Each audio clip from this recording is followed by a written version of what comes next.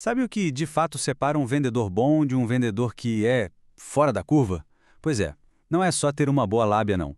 Hoje a gente vai mergulhar fundo em 10 hábitos que, olha, são até meio surpreendentes e que definem quem realmente tem alta performance em vendas. Vamos descobrir juntos as disciplinas secretas por trás dos resultados de elite. E essa frase aqui, ela é o nosso ponto de partida. Ela meio que dá um tapa na cara daquele mito de que vender é só um dom, uma coisa social. A verdade?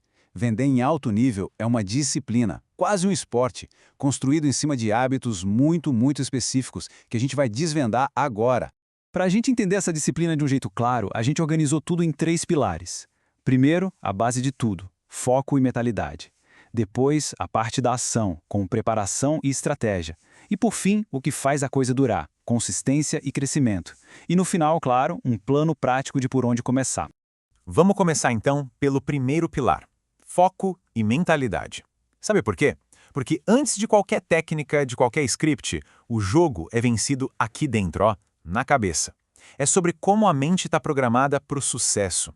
E olha só que interessante, o nosso primeiro hábito, ele é totalmente contraintuitivo. A obsessão por dizer não. O mundo todo empurra a gente para dizer sim para tudo, mas os melhores vendedores entendem que cada não que eles dão para uma distração, para uma reunião que não leva a nada, é um sim gigantesco para suas prioridades. É tipo ter um segurança particular para o seu foco. E por falar em coisas valiosas, aqui vai outro hábito fundamental: proteger a energia como se fosse dinheiro. Pensa bem, cansaço emocional tem um custo real. Ele afeta o humor, a paciência, a clareza.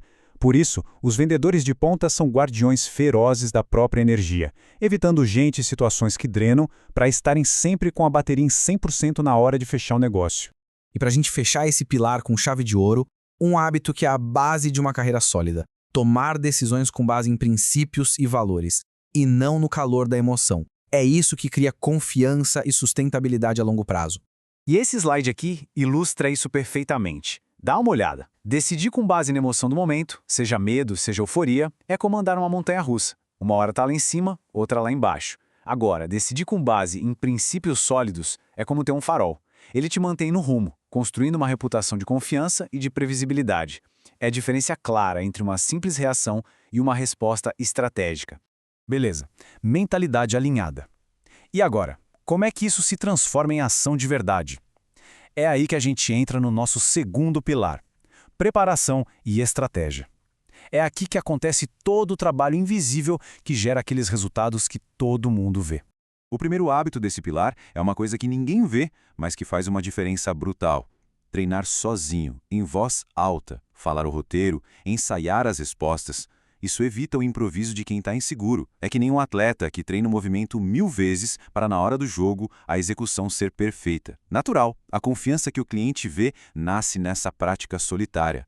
Em seguida, um hábito que pode parecer estranho: ter momentos de isolamento intencional. Não é tempo perdido, muito pelo contrário. É um tempo super produtivo para planejar, para focar, para fazer um detox mental do barulho do dia a dia.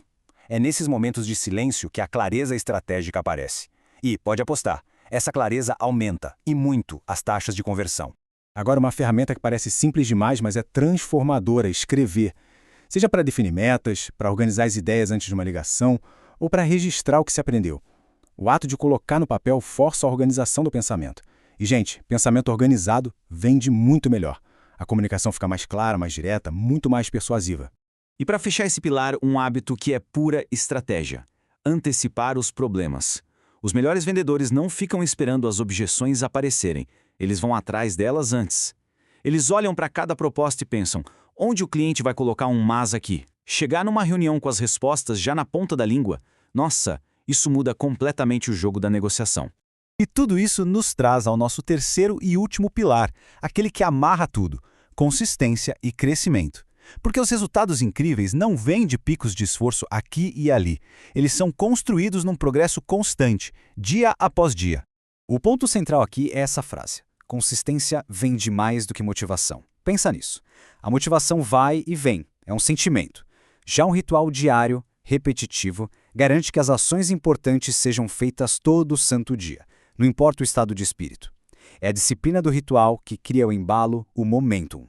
E essa consistência leva a gente para onde? Para o crescimento. Só que o crescimento de verdade não acontece no sofá, na zona de conforto. Por isso, os profissionais de alta performance buscam desconforto de propósito. Seja pedindo um feedback que pode ser duro, aprendendo uma ferramenta nova ou encarando uma fraqueza de frente. É como na academia. O músculo só cresce quando é desafiado. Agora, um hábito que é um divisor de águas entre amadores e profissionais. Transformar tudo em métrica antes de um mês começar. Ao invés de só ter uma meta de vendas no final, é sobre quebrar essa meta em atividades que podem ser medidas. Chega de achismo. Olha só esse exemplo prático aqui na tela. Quantas ligações precisam ser feitas? Quantas propostas enviadas? Quantos follow-ups? Definir esses números antes de o mês virar elimina qualquer desculpa e força a criação de um plano de ação real. A meta deixa de ser um desejo e vira um plano matemático. É simples assim. Bom, a gente passou pelos hábitos que sustentam a mentalidade, a preparação e a consistência dos melhores. Mas, teoria sem ação não serve para nada. Então a pergunta mais importante agora é: como transformar tudo isso em prática, tipo, hoje? A forma mais inteligente de começar é simples e focada. Primeiro passo: escolha um hábito, só um. Segundo, incorpore esse hábito a um ritual, seja diário ou semanal. E terceiro, meça o impacto que ele está causando. A ideia não é mudar tudo da noite para o dia, mas sim construir um novo sistema, um hábito de cada vez. E para a gente encerrar, fica essa reflexão. De tudo isso que a gente conversou, qual é aquele único hábito que, se for aplicado com disciplina, tem o poder de transformar os resultados de verdade já neste mês? Achar essa resposta? Bom, esse é o primeiro passo para virar o jogo.